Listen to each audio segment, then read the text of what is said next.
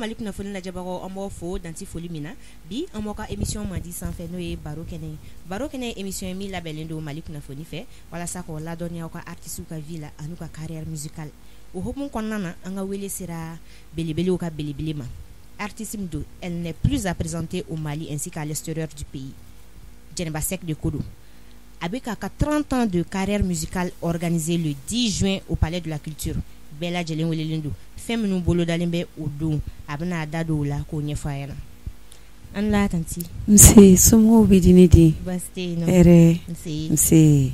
i bɛ se k'i présenter an n'an filɛbagaw la bɛɛ lajɛlen salamu aleykum walekum salam ni ne Djeneba Seck yɛrɛ ka ɲi maliyɛnw ka Djeneba Seck Mali kɔnɔ Mali kɔ kan o Djeneba de sigilen filɛ bi Mali kunnafoni kɔnɔ awɔ i nana an ka wele jaabi o diyara n ye kosɛbɛ kosɛbɛ tanti Kadijatu Bagayogo Gafu ça va oui ça va somɔgɔw ko de baasi t'i la awa ni Gafu nse aw nana an ka wele jaabi o diyara n ye awɔ kosɛbɛ comme an sigilen bɛ aw bɛna a ka 30 ans de carrière musicale parce que san 30 nin ye koba ye koyi k'Ala fo dɔrɔn k'Ala barika da Ala ma sɔn Ala yɛrɛ ma san 30 si di bɛɛ ma ka bange fo ka taa se ka saya ma Ala ma o si di bɛɛ ma dɔw bangera u sara bamanan na dɔw bangera olu yɛrɛ seginna u bangedon ɔ masa sɔnna ka anw di an mansaw ma ka anw bange anw ka si sɔrɔ ka tila anw ka baara kɔnɔ ka san 30 sɔrɔ donc dɔrɔn anw ɲagarilen ba an b'a fɔ ko alhamdulilayi arabil alamin Ala ni ce ka sɔli Aminata den ni Abulayi den kan n'o ye Mahamadu Musafa ye kisi nɛɛma b'a ye tanti Djeneba Seck toujours jeune et ravissante wa a ka dɔnkiliw tanti bɛna a ka secret de fɔ an ɲɛna bi 30 ans de carrière musicale o tɛ 30 jours ye dɛ san 30 minnu yɛrɛ wolo o kɔnɔ na bɛɛ kɛra thématique ye sa an bɛ fɛ ka dɔn tanti ye musique daminɛ san jumɛn na précisément awa i ye ɲininka o la o diyara n ye kosɛbɛ ne baara in daminɛ a mɛnna parce que n y'a daminɛ théâtre de kɔnɔ fɔlɔ ne tun bɛ théâtre de kɛ n bɛ dɔn kɛ an ka quartier la n bɛ dɔnkili da ne tun b'a rôle bɛɛ kɛ bon n nana n t'o de la n bɛ kɛri kɛ mɔgɔw fɛ n ye kɛri kɛ ni arabani ye ka kɛri kɛ dɔnkilidala caman fɛ k'an t'o la n yɛrɛ nana n ka carrière ta 1992 ne ka album fɔlɔ n'o ye kankelentigiya ye a bɔra fin 92 ka don 13 kɔnɔna na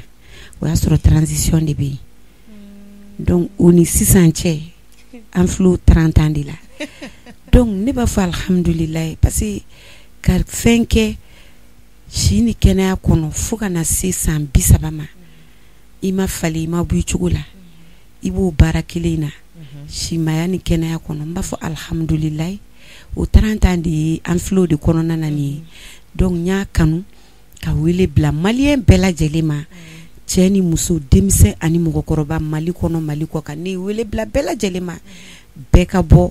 ka na n dɛmɛ n kungo la ma ne kelen ta tɛ dɛ maliyɛn bɛɛ de ta don ni Ala m'an ka jɔnya jɔ an na samedi min filɛ ka na n'o ye le 4 ye an bɛ taa Kulukoro ta kɛ le 4 o ye Kulukoro ye juin mais le 10 juin n'o ye vendredi natɔ in kunɲɔgɔn ye o ye Bamakɔ ye donc ne wele bila bɛɛ lajɛlen de ma ne ni n denw n dɔgɔw n kɔrɔw an bɛɛ de bɛ na nin don in su in ɲɛnamaya maliyɛnw ye Bamakɔkaw ye donc an kelen don ka bɛɛ invité 30 ans de carrière tile 10 tɛ tile 3 tɛ tile 30 tɛ kalo 30 tɛ san 30 alhamdulilayi merci tanti i ko y'a daminɛ 1992 donc i ka dɔn album fɔlɔ bɔra kankelentigiya awɔ an bɛ fɛ i ka a cappella kɛ o la ka hakili lajigi o wagati la comme i ka dɔnkili awɔ il faut le dire et puis y'a da depuis 1992 a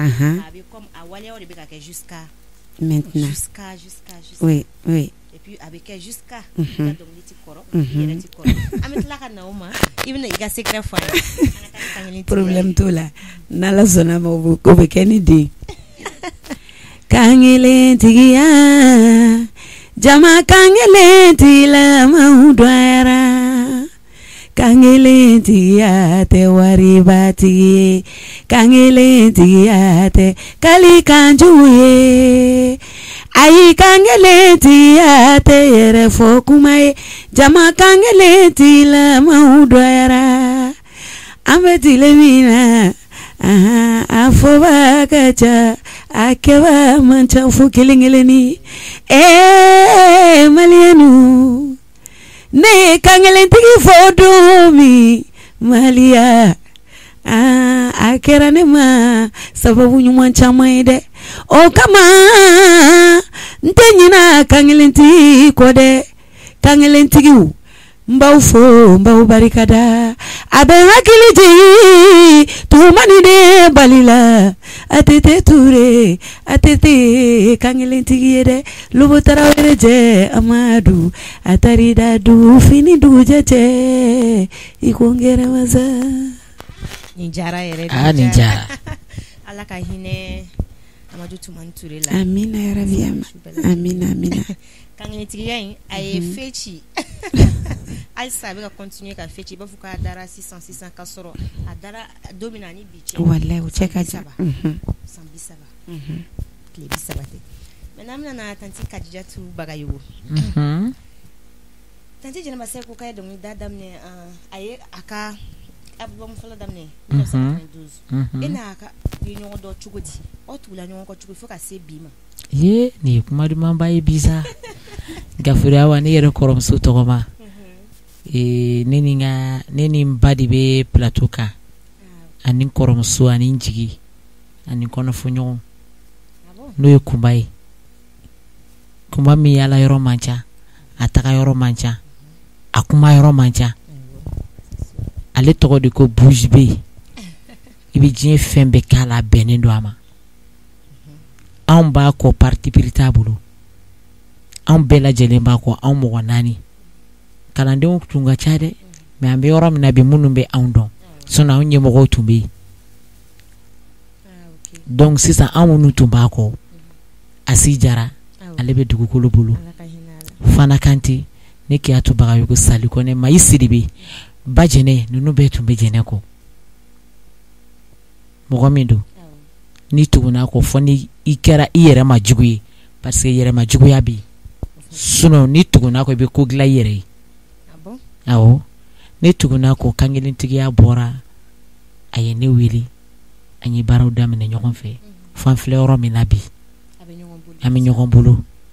ka kila ka ne deme ne ka kasheti sababu kanto ako fo bifo imado ani nyokon che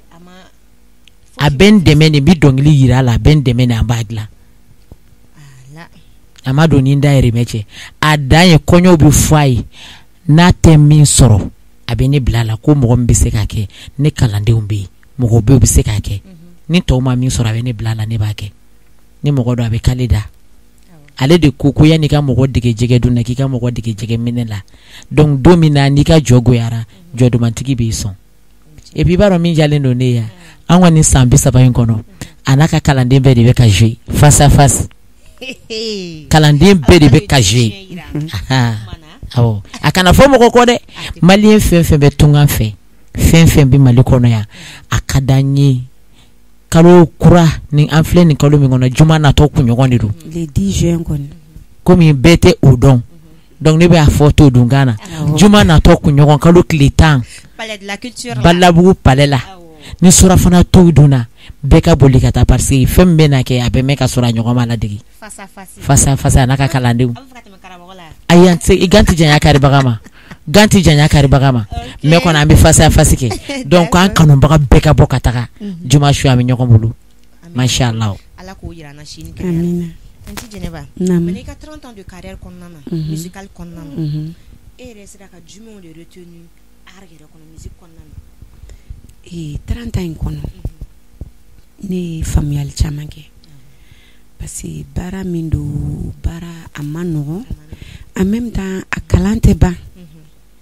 donc du club ta kalanso adama di itseka bedo dobe dodo do fene budo baara in yɛrɛ bi ten ne y'a faamuya ka taga o sira de kan parce que don o don ne yɛrɛ bɛ kalanso de kɔnɔ maa min ye ne kalan hali sini ne ka école ma ban dɛ ne yɛrɛ ka maître bɛ yen ne ye karamɔgɔ ka karamɔgɔ ye ne fana karamɔgɔ ka karamɔgɔ bɛ yen parce que a baara in kalan tɛ ban i tɛ se k'a bɛɛ dɔn ne den ayi o kɔni o ka ban ye i tɛ se k'a bɛɛ dɔn donc a y'a lamɛn restez à l'écoute i tɛ se k'a bɛɛ dɔn ne ye baara in san 30 kɔnɔ ne ye baara fɛn fɛn kɛ a kɔnɔna na n b'a fɔ alhamdulilayi parce que ala ye mɔgɔ di ne ma ka mɔgɔ bila ne ɲɛ min bɛ ne dɛmɛ ka ne don sira ɲumanw kan ka ne bɔ sira jugu kan n'o ye jeli banjuguden ni jeli cɛkuradi ye Seku Kuyate n b'a fɔ ala ni ce ka kɛ n karamɔgɔ ye ka tila ka n ta suna ani farida la an ka foli b'a ye tonton Seku Kuyate i ce foya ko Faransi ni wagati in na awɔ ni ala sɔnna ma n'ala ma baasi kɛ fɛnɛ a yɛrɛ bɛ an ka kɛnɛ in kan tonton Seku bɛna ye kɛnɛ kan gafu n'ala ma baasi kɛ fefewu ni balana ko ma n'a la foyi ma n'a la a yɛrɛ bɛ kɛnɛ in kan ale min ye ne kalan ne n'ale bɛ fasa fasi kɛ ne fana ye minnu kalan ne n'olu bɛ fasa mɔgɔw b'an bɔ ɲɔgɔn na don awɔ ja le 10 juin Fanu o tulo bɛ na tonton Seku face à tanti Jɛnɛba Sɛk ala ani tanti Jɛnɛba Sɛk n'a ka kalandenw ni don artiste wɛrɛw invité len bɛ yen nɔ artiste caman de invité len don awɔ Babani Kone Nayini Jabate Jane Sibi o ye n yɛrɛ den ye ka fara Yusuf Tapo Zikiri Sori o ka ca Prince Jalou a ka ca an ye artiste caman de invité donc a y'a bɛɛ zigzaguer parce que je vois que génération dɔw voilà Nayini Jabate bɛɛ b'i sago sɔrɔ voilà bɛɛ b'i ta sɔrɔ Jane Sibi bɛɛ b'i ta sɔrɔ waaw Yusuf Tapo Zikiri Sori o ye ne yɛrɛ ka ala n ko ye ne ka lagare de ye Cheikh Bi ye ne yɛrɛ ka lagare de ye dɛ Cheikh Bi bɛ yen nɔ awɔ o n'a ɲɔgɔn caman u caman de bɛ yen n b'a fɔ alhamdulilayi awɔ i b'a dɔn denw camanba de bɛ ne bolo Baginakaw ka sorofe kɔnɔ n'o ye ne yɛrɛ denkɛ ye o bɛɛ de welelen don tanti Jɛnɛba ka ko a poselen don a tɛ pressé wa a ka jate tɛ faussé jusqu'à présent i b'a fɔ ko tanti mais mɔgɔ mana ne ni tanti n ba yɛrɛ o tɛna fɔ sa ko ne ka kɔrɔ n'a ya ayi n ko awa secret ye jumɛn ye secret ye min ye secret tɛ foyi ye ala ka kɛ de ye nin ye n'o de fɔ ne ni ka génération y'a kɛ ne bɛ tila k'aw ka génération kɛ ka tila ka génération wɛrɛ kɛ ka toujours ni ye n pari dɔrɔn toujours jeune o de don i ka dɔnkili fana bɛ toujours d'actualité dɔnkili in tɛ kɔrɔ a tɛ kɔrɔ a tɛ kɔrɔ wallahi a tɛ kɔrɔlen i y'o o dɔnkili o fana da awɔ a ti kɔrɔ de kuma ti kɔrɔ de a ti kɔrɔ de kumakanju ti kɔrɔ de kumaju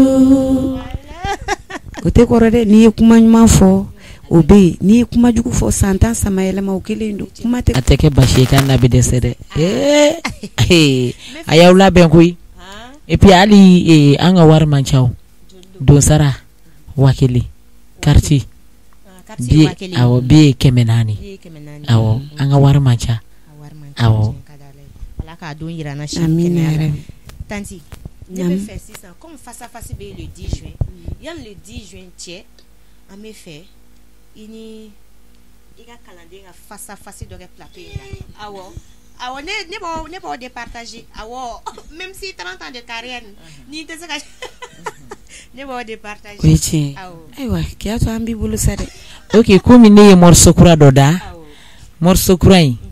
bon a bɛ ka bɔ télé la a bɛ YouTube kan an bɛ taa ne bɛna to de da je t'aime tɛ fɔ mɔgɔ min ye i ɲɛda bɛ kɔrɔ joona awɔ ni je t'aime tɛ f'i ye dɔrɔn stress b'i sɔrɔ i ɲɛda bɛ kɔrɔ joona i dusukun batterie bɛ décharger awɔ donc fo i ka confirmer de par exemple sisan n'i ma confirmer a ma nɔgɔn hali n'i sara ni ala mi confirmer jahanama direct de don tiɲɛ tɛ ya donc f'i ka confirmer de hali ni wari cir'i ma n'a ma confirmer a ti sɔrɔ i ka wari tɛ k'i ta ye ko de cɛ min y'i furu n'a m'i confirmer i bi si ka kasi f'i ɲɛji bi ja i ye muso min furu n'a m'i confirmer a b'i janfa ka taa cɛ wɛrɛ bara a dɔn ko ye confirmation de o tɛ ya ni bɛ fɛ wa ni bɛ fɛ wa confirmer ni bɛ fɛ ni bɛ ne fɛ bébé ni b'a la confirmer ni bɛ fɛ ni bɛ ne fɛ chérie ni b'a la confirmer dɔ yɛrɛ ma ne dabali ba diɲɛnatigɛ la bi koyi ka ne kabakoya o t'i kanu na maabaya t'i kanu na e ala o sen t'a la tɔkɔtigiya t'i kanu na abada o sen t'a la waritigiya t'i kanu na ni b'a fɛ n'a b'i fɛ ni b'a fɛ a confirmer je t'aime ti fɔ muso min ye o ɲɛ da b'i kɔrɔ joona bébé n'a b'a la a confirmer dɔrɔn donc a tɔ an k'o to bɔrɔ kɔnɔ ni minnu sera yen fase in tɔ komi ne kelen tɛ Salikɔnɛ bɛ yen Fana Kante bɛ yen Di Sangare ne yɛrɛ bɛ yen an ka la diva bɛ yen diɲɛ bɛɛ ka la diva bɛ yen Mali dɔrɔn ta tɛ koyi diɲɛ de ta ye Jɛnɛba Sɛki i bɛ se k'a fɔ n m'a ye ne yɛrɛ y'a fasa da n'i bɛ se k'a fɔ n ma Jɛnɛba Sɛki ye ɲɛ la mɛ k'a tɛ se bamanan dɔnkili la nkalon don bilayi Ala de y'a ka ye k'a ka ye k'a ŋaniya ɲuman d'a ma k'a dusukun ɲuman d'a ma Ala bɛ fɛn dɔ di mɔgɔ ma mɛ i yɛrɛ t'a mérité mɛ Ala y'a d'a ma a y'a mérité bilayi a dusukun ka ɲi n'o bɛɛ ye n'i ma gɛrɛ a la i t'a dɔn a na an minnu jɛra bi san 30 anw de b'a dɔn hali lahara an b'a sereya ni a ɲɔgɔn tɛ i b'a dɔn la toujours i b'a ye a ka kuma man ca voilà i bɛ mɔgɔw to artiste tɔw ye fɛn min na i t'a ye olu la genre tanti i bɛna yafa ma elle n'est pas trop frivole quoi an ka fɔ o cogo la an kana dɔ in fɔ bamanan tanti n bɛ fɛ ka ka inspiration sɔrɔ cogo di parce que i ka dɔnkili i ka titre ninnu bɛɛ ye titre phare de bon ne ka inspiration a tɛ taa yɔrɔ jan inspiration in bɛɛ bɛ bɔ an ka société kɔnɔna na dugu kɔnɔ jamanaw kɔnɔ kabilaw kɔnɔ teriyaw la jɛɲɔgɔnyaw la inspiration in bɛɛ bɛ taa o de kɔnɔ awa mais dɔnkili ninnu na parce que tellement que c'est trop inspiré i b'a fɔ i b'a ta i yɛrɛ ka vie de kan wa bon dɔnkili ye fɛn dɔ de ye ne de bɛ k'a fɔ donc ni ne b'a fɔ ne yɛrɛ b'a la minnu b'a lamɛn olu b'a la donc dɔnkili bɛ fɔ de fɛn min bɛ diɲɛ bɛɛ lajɛlen concerné i t'a fɔ parce que ne bɛ nin vie kɔnɔ ne bɛ nin dɔnkili la non ne ka dɔnkili to ye ne ka dɔnkili ne b'a dilan de k'a da ka mɔgɔw sɔn hakili la ka mɔgɔw waaju parce que fɛn dɔ de don i b'a sɔrɔ sisan ne bɛ fɛn dɔ kɔnɔ mais dɔnkili n bɛna dɔnkili dɔ fɔ n'i y'a lamɛn e bɛ bɔ o fɛn kɔnɔ hakilila yɛrɛ la n'i sigi k'a lamɛn fɔ pourtant Jɛnɛba ye min fɔ a ye tiɲɛ fɔ dɛ ne kun bɛ tan ne ye nin sira bila n bɛ taa sira in kan dɔnkili yɛrɛ o de ye a bɛɛ bɛ bɔ an yɛrɛ kɔrɔla la a tɛ taa ɲini yɔrɔ jan awɔ sinon i ka dɔ bɛ yen nɔ miiri man ɲi nata furu miiri man ɲi malidenw miiri man ɲi ni ye miiri saya ma ka miiri dunuya la ni miiri bɛ janya ka ne to kelen na bon o dɔnkili min filɛ nin o ye ne ka album fɔlɔ de kankelentigiya ale dɔnkili b'o kɔnɔ o bɔra don min na bɛɛ dɔw yɛrɛ mana mɛn sanu ka ne u bɛ kasi de u b'a fɔ Jɛnɛba ye nin da i b'a sɔrɔ nin den sɛgɛnna sa i b'a sɔrɔ nin den ɲanna sa alors que o tɛ o hakili ladilikan de don k'a di bɛɛ lajɛlen ma i b'a sɔrɔ ne bɛ k'a fɔ mais dɔw b'a problème kɔnɔ dɔw bɛ yen nɔ o b'a problème kɔnɔ ne b'a fɔ alhamdulilayi ne y'a da ka mɔgɔw bilasira de ani ne yɛrɛ b'a kɔnɔ kelen tɛ dɛ ne yɛrɛ t'a kɔnɔ ma deli ka k'a kɔnɔ mais n y'a fɔ de ka adamadenw waaju ka mɔgɔw sɔn hakili la parce que i b'a sɔrɔ ne y'a fɔ don min na i b'a sɔrɔ dɔ sigilen don a b'a problème kɔnɔ donc n'a y'a lamɛn a b'a bila yɔrɔ la a yɛrɛ ma se yɔrɔ min na dɔnkili y'o de ye f'i ka dɔnkili da de a ka diya i yɛrɛ ye a ka don i yɛrɛ la a ka sɔrɔ ka diya mɔgɔ wɛrɛ ye voilà n'o tɛ ne yɛrɛ tun mana da malidenw miirima in ne b'a da ne taara concert la Kucala san dɔ la 93 94 o y'a sɔrɔ ne kɔrɔkɛ taɲana ne ka kasɛti bɔra dɔrɔn ne kɔrɔkɛ fatura amina yarabi donc concert daminɛ ne dɔnkili da dɔrɔn ka sɔrɔ ma bila n kunna yɛrɛ ka fɔ ko n bɛ ka a da fɛnɛ mais ne y'a da dɔrɔn ne sina ka n kɔrɔkɛ jɔlen est ce que ne dɛsɛra micro la ne kasira ne dɛsɛra di kasi bolo u ye dɔnkili jɔ bon o don ni bi cɛ ne m'a joué n ka concert la tuguni n y'a bila pewu awɔ n m'a da tuguni concert kɛnɛ kan n y'a bila de pewu bon dɔnkili yɛrɛ o de i b'a sɔrɔ ne ni ɲɔgɔn caman a bɛ caman bila miiriw la a bɛ caman bila kasi la o yɔrɔ de don awa awɔ faamuyali sɔrɔ olu la mais tanti bi dɔnkili i n'a fɔ e y'a expliqué cogo min e ka dɔnkili bɛ mɔgɔ ça adoucit les mœurs n'i y'a lamɛn cogo o cogo kɔni i bɛ n'i ka tata sɔrɔ a la man ka nin kɛ man ka tɛ ka nin kɛ mais bi na dɔnkili dɔ bɛ dɔnkili la n'i y'a lamɛn du kɔnɔ ni karisa m'a fɔ ko n kan bɛ ma dɔ b'a fɔ ko karisa bɛ ka n kɔrɔma tigɛ e yɛrɛ bɛ se ka jumɛn fɔ o la bon i yɛrɛ y'a fɔ cogo min na ne de génération ko tɛ wa tile ko de ko ye o bɛɛ n'i ka tile de don ne tɛ se k'a fɔ ko n denw ni n dɔgɔninw fɛnɛ bɛ min na k'a man ɲi dɛ parce que bɛɛ n'i ka génération de don voilà bɛɛ n'i ka faamuyali cogo de don bon i b'a sɔrɔ sisan génération bɛ min fɔ o de ka di olu fɛnɛ lamɛnbagaw n'u kanubagaw ye bɛɛ n'i ta de don mais a t'a bali u b'o lamɛn a t'a bali u b'anw yɛrɛ lamɛn parce que anw fɛnɛ ta bɛ bilasiraliw de kɛ komi ne den y'a fɔ cogo min na Asu y'a fɔ cogo min na a ko n'a bɛ fɛ ka dɔnkili lamɛn don min na a bɛ a tanti k'a la a b'a lamɛn ka hakiliw bɛ na mais n'a bɛ fɛ k'i yaman don min na o fɛnɛ bɛ yen donc bɛɛ n'a ta de don ba mais sisan an tɛ fɛ ka a fɛngɛ ka sɔrɔ a ma miiri ma ɲi n bɛ fɛ ka caman d'a la quoi an ka se ka studio kɔnɔna in an ka a miiri janya dɔɔni fana quoi voilà ok ayiwa malidenw miiri ma ɲi ni ye miiri saya la ka miiri dunuya la ni miiri bɛ janya ka ne to n kelen na ni miiri bɛ janya ka ne to n kelen na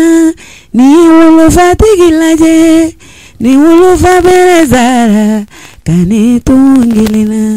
ni wolobatigi lajɛ ni woloba bɛrɛ zara ka ne to n kelen na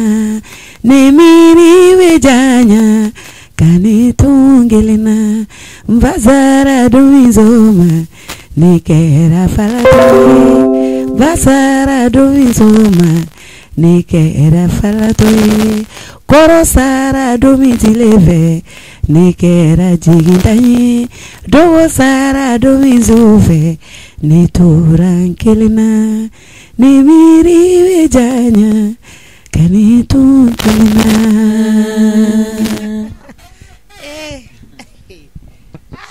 Et puis toujours à voix bas non na faut et bien voix travailler cogo di voix bas ayiwa voix in kɔni ye voix in ye ala sɔn awɔ voix in ye ala ka di ma ye dɛ ala ka di ma de ye voix in ye awɔ gafuriya wa o tɛmɛnen kɔfɛ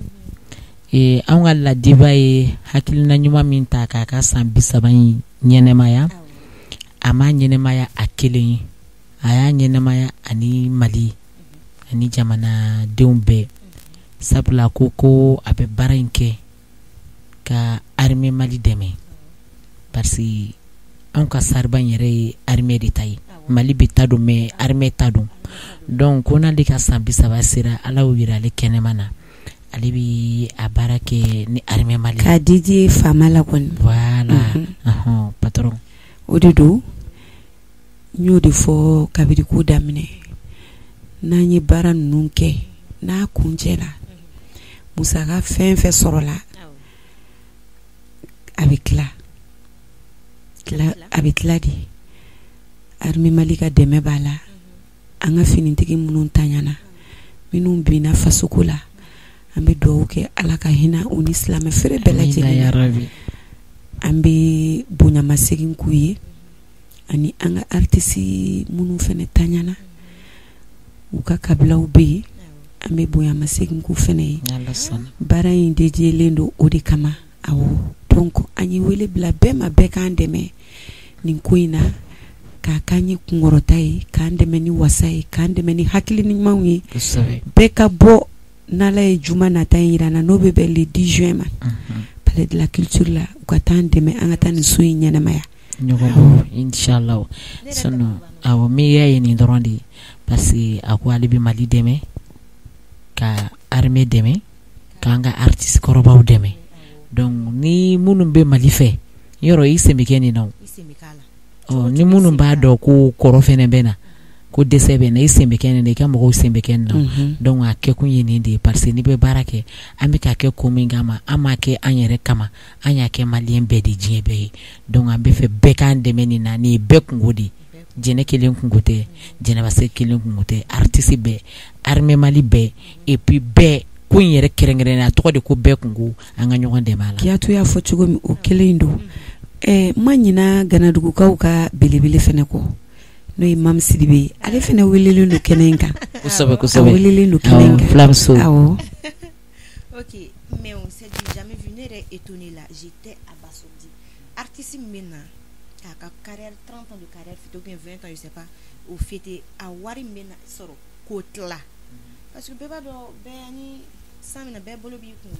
bɛɛ bɛ wari ɲini na de k'a bila fɔlɔ ni mɔgɔ dɔw de u b'a fɔ ko faamaw ka n'an dɛmɛ mais e ko k'e bɛna faamaw dɛmɛ an ka tenitigiw an ka finitigiw i bɛna olu dɛmɛ ani artiste minnu tanyana o somɔgɔw bɛ yen i bɛna olu dɛmɛ nin ye miiriyaba ye n y'o de fɔ toujours quoi avec Tanti Jennifer c'est beaucoup de surprises ayi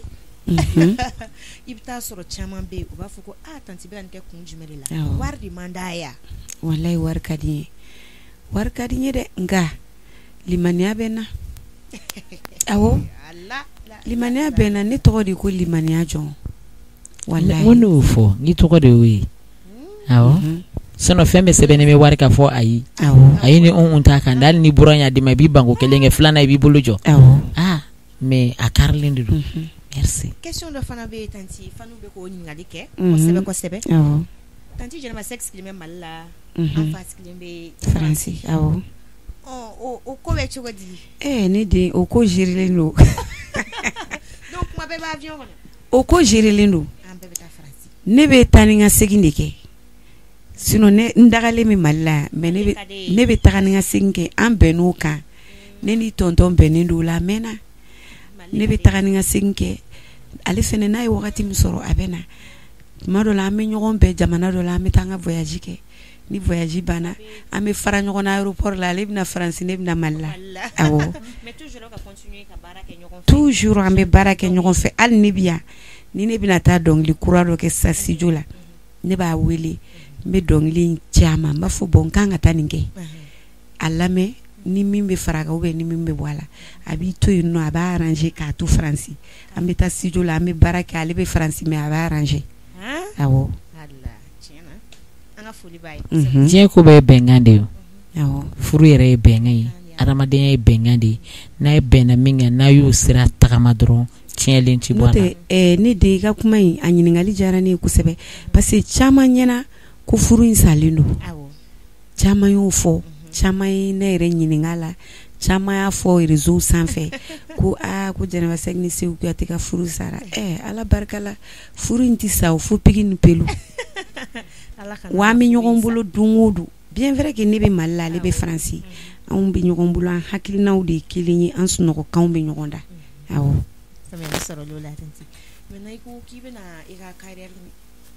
30 ans dédié a musalakaw dédié faamaw la n bɛ fɛ i ka armée Mali dɔnkili ta problème foyi t'o la armée ne yɛrɛ de ye n ko ne ye général de ye i m'o mɛn ne ye général de ye lieutenant ye o awɔ ne kɛra lieutenant de ye awɔ ale ye général ye u y'an ka ye Kayi ani Sikaso ani Buguni ale ye général ye ne ye lieutenant ye armée Mali armée fasodenw bɛ jɛra ka danaya da u kan na siranna an jigiw bɛ waro armée Mali armée fasodenw bɛ jara ka danaya da u kan na sirana aji u bi waro cɛya kɔni tɛ jitɔya ye ne ko cɛya kɔni tɛ kɔfilɛba ye cɛya kɔrɔ ye mun ni mun ye ne ko cɛya kɔni ye dusukolo ye fasodenw bɛ jara ka danaya da u kan na sirana aji u bɛ waro a bɛ fini ta don min arime a ye kuma kan caman fɔ Mali ye a bɛ fini ta don min arime a ye kali kan caman kɛ Mali ye ko ni kɛlɛ bɛ n'anw kan arime a k'aw bɛ faso kuma bɔ ngo ni kɛlɛ bɛ n'anw kan arime a k'aw bɛ saya ta malo ye fasodenw bɛ jara ka danaya da u kan na sirana aji u bɛ waro awa wele bilalen don arime Mali yɛrɛ ma palais de la culture kɔnɔ arime Mali musow a n'a cɛbaw a n'a denw n'a denmisɛnninw wele bilala bɛɛ ma palais de la culture kɔnɔ maliyɛnw wa ne y'aw wele 30 ans de carrière o tɛ tile 10 ye tile 30 tɛ kalo 30 tɛ san 30 wele bilala maliyɛnw ma bɛɛ ka bɔ ka na Jɛnɛba Sakina ka jama soutenir arime Mali ko in o ka d'an ye Mali kura ko in wa a ka d'an ye arime ko in wa a ka d'an ye Mali kura ko in wa a ka d'an ye arime Mali wa a ka d'an ye Mali kura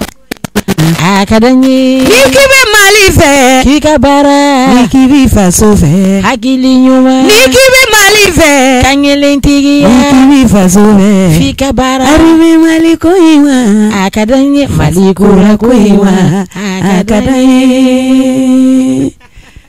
an balima Mali kunnafoni lajɛ bagaw ni fasa fasi tɛna ja dɛ an man dɔnkili min jara dɛ an ka foli bɛ armée Mali ye comme émission sera a kuncɛyɔrɔ la an bɛna i bɛ ladilikan min b'i bolo k'a di i ka faniw i dɔgɔninw i denw ma musique kɔnɔna na parce que i yɛrɛ ye karamɔgɔw ka karamɔgɔ ye ayiwa an b'an débrouiller Gafure ne kɔni bɛ ladilikan min fɔ hali bi an bɛ baara min na an bɛɛ lajɛlen an k'an cɛsiri an ka dɔ fara baaraw kan an bɛ dugawu kɛ an ka jamana fɛnɛ ye Ala ka jamana basigi Ala k'an ɲamajɔ Ala k'an bɔ dingɛ kɔnɔ Ala k'an bɔ kamanagan kɔnɔ ka foli di transition ɲɛmaaw fɛnɛ ma a n'a baarakɛla bɛɛ lajɛlen a n'a gouvernement mɔgɔ bɛɛ an ka foli bɛ bɛɛ lajɛlen ye ka aw yɛrɛ fo Mali kunnafoni TV k'aw fo aw ka baara ɲuman in na k'aw fo a ka hakili ɲuman na Ala ka si ni kɛnɛya di an bɛɛ lajɛlen ma ayiwa an ka ɲɔgɔn sɔrɔ le 10 juin vendredi natɔ kunɲɔgɔn palais de la culture la inchallah a kana fɔ mɔgɔ ni surafana to dunna an bɛ ɲɔgɔn sɔrɔ yen yɔrɔ kelen dati kelen sɔrɔ yɔrɔ kelen palais carte 5000 billet 400 awɔ salala wa ɲɔgɔn fam faamuyali sɔrɔlo la an balima Mali kunnafoni lajɛbagaw an b'aw fo danti foli min na an bɔra ka tani Jɛnɛba Sek n'a ka kalanden Kadijatu Bagayogo de lamɛn u bɛn'u ka 30 ans de carrière fêté palais de la culture la le 10 juin an bɛɛ lajɛlen ka bɔ bɛɛ ka bɔ ka taa Jɛnɛba Sek n'a ka troupe soutenu an b'a fɔ ye a k'an bɛn diɲɛ waati wɛrɛ merci bye